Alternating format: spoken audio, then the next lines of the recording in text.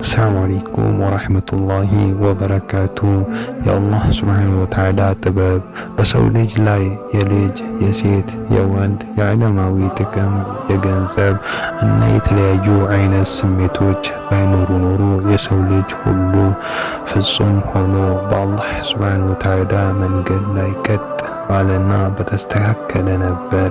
ሰዎች ሁሉ ቢስተካከሉና አንድ አይነት ቢሆኑ ኖሮ ይህች ዓለም ሰው ልጅ ገነት በሆነችና ሞተን ከሞት ተነስቶ ለፍርድ ቀን መቃረብ ባላስፈለገ ነበር።